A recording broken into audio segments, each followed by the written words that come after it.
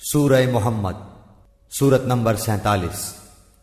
شروع کرتا ہوں اللہ تعالیٰ کے نام سے جو بڑا مہربان نہایت رحم والا ہے۔ جن لوگوں نے کفر کیا اور اللہ کی راہ سے روکا، اللہ نے ان کے اعمال برباد کر دیے، اور جو لوگ ایمان لائے اور اچھے کام کیے اور اس پر بھی ایمان لائے جو محمد صلی اللہ علیہ وآلہ وسلم پر اتاری گئی ہے، اور دراصل ان کے رب کی طرف سے سچا دین بھی وہی ہے،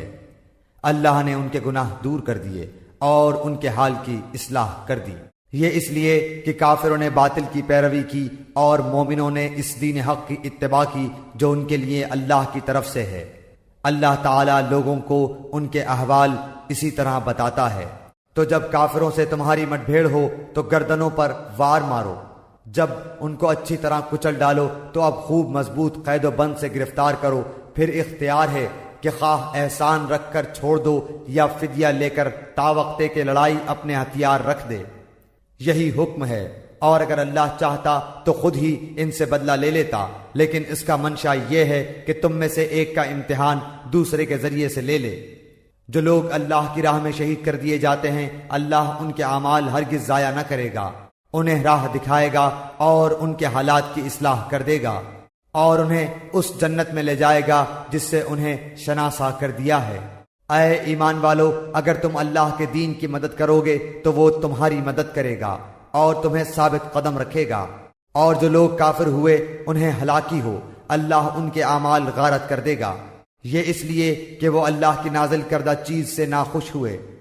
پس اللہ تعالی نے بھی ان کے اعمال ضائع کر دیے۔ کیا ان لوگوں نے زمین میں چل پھر کر اس کا معائنہ نہیں کیا کہ ان سے پہلے کے لوگوں کا نتیجہ کیا ہوا؟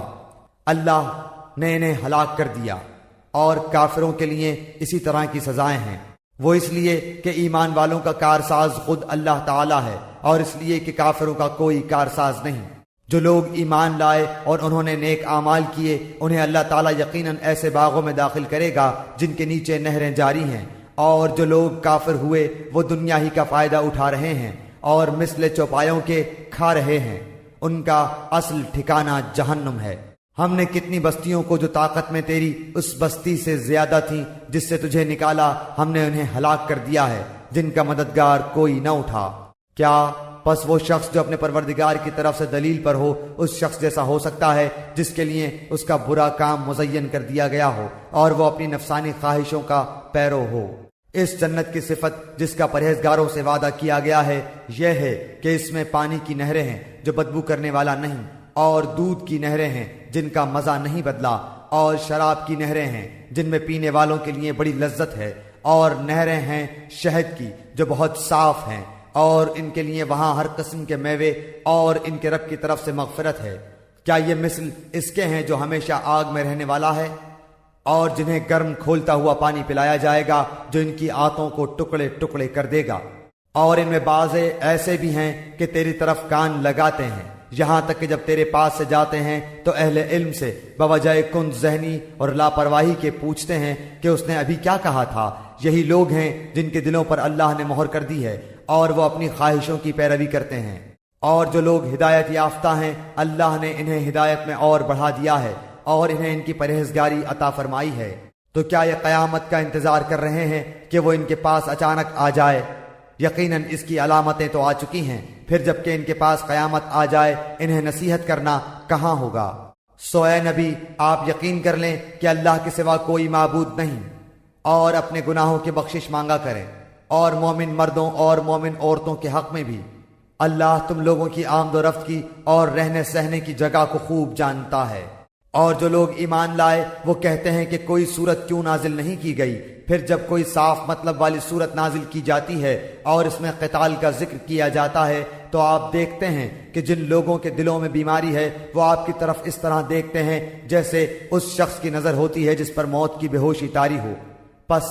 بہت بہتر تھا ان کے لیے فرمان کا بجا لانا اور اچھی بات کا کہنا،